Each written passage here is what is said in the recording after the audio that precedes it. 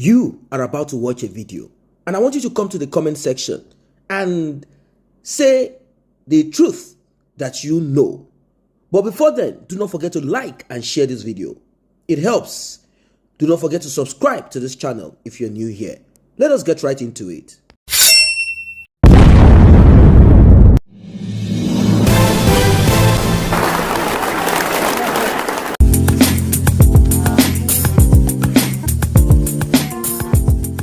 Very well. Where did this fight and anger and bitterness and hate, where did we pick it from? It makes me want to shout. It makes me want to shout. Look at the hundreds of thousands, if not millions, of Igbo people in Kano or even in Lagos.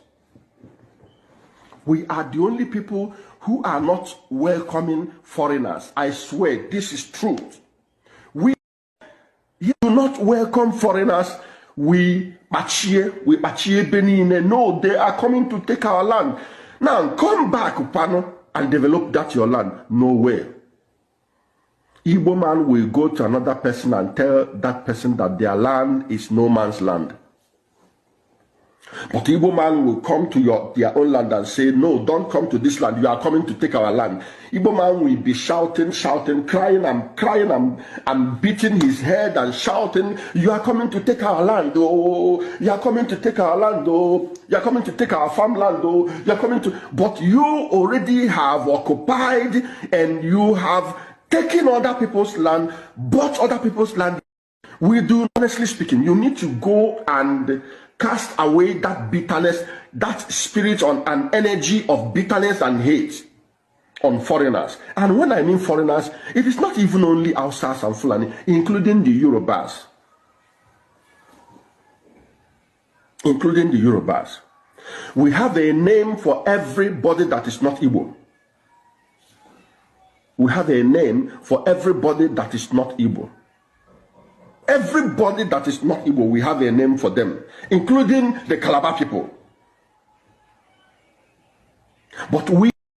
Now, welcome back. Welcome back. I'm sure by now you are already commenting. What is the truth about this? Is this man making this hop? Have you looked around our society, looked around Nigeria, looked around several tribes, various tribes in Nigeria? Is this true about Igbos? Now, bitter, they say the truth is. People do not want to be factual. People do not want to say the truth. They don't want to look at the truth. They don't want to even pass the pathway of truth. They want to pretend like, no, it is not so. Everyone wants to throw shade, throw arrows, stones at each other. This is the multi-tribal society that we live in Nigeria. Why is it so difficult for people to come together? I'll tell you, it's very easy. You see, when you do not have the same moral value, and if you do not have a strong policy, legislation, laws that will uphold morality in your society, this is what you will have. If you watch, observe that religion has left the shores of the West. I mean, Europeans do not value religion like how religion is being embraced upside down and in an extreme manner in Africa and, of course, in the Middle East. Now, why am I saying all of this? You see, an average northerner will sojourn to the south of Nigeria, will rather live in shanty cubicles or in forest and bush without having any structure placed on ground. They will never rent houses. I'm talking about typical majority of them. They will never rent any houses or apartment. They are not going to put back into that society or that region or that part of the world that they are in, particularly that of Nigeria. Let us even focus and leave the world. They will not. Now, Southeasterners, like the man said, they will sojourn out of their own country, out of their own space, out of their own towns and villages. They go to other parts. Like what he said, the southwest of Nigeria, the Yorubas are so cordial. They are so warm. They embrace, they accept. That is why you will find Igbos, more of them in the southwest of Nigeria. Now, when you go to the north of Nigeria, with the religion and the extreme harsh weather, you will find Igbos there doing business. Do they rent apartments, houses? Yes. Why? Because the people in the south are different from the people in the north. Do they, pay rents? Yes, they do. Do they even properly build houses? More in the southwest than in the north. But you will barely find northerners, southwesterners domiciled in the southeast of Nigeria. That place is never a home. Now, I looked at it and I don't want to jump into conclusions. I'm like, you know what? Is it as a result of the civil war? Or this is how these people are in life? Generally, this is how they are. They do not welcome unless they want to take from you. They do not welcome you unless they want to rob you. Is this the narrative? Is this what it is? Or there are more that we need to see? Is there something that needs to be dealt with? Or is it a cultural thing? This, I believe, is what most of you are thinking of. Why is it that the southeast of Nigeria is not a home to anybody? It's not a home to no one that is not indigenous to that location, to that part.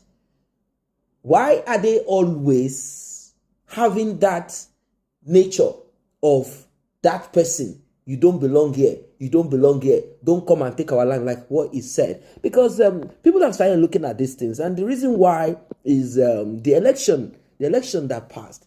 There are a lot of tribal undertone to it, although the Nigerians focused on a particular party, Labour Party, and you know how it is. The result came out and they said Bola Ahmed Tinubu won. Now, we also have Yorubas that are in support of Bola Ahmed Tinubu. We have some Igbos that are also in support of APC, Bola Ahmed Tinubu. But we saw a massive, huge turnout of Igbos supporting Peter Obi. And we heard some people saying that how will they ever vote for an Igbo man when a Yoruba man is there, even if that Yoruba man is not efficient?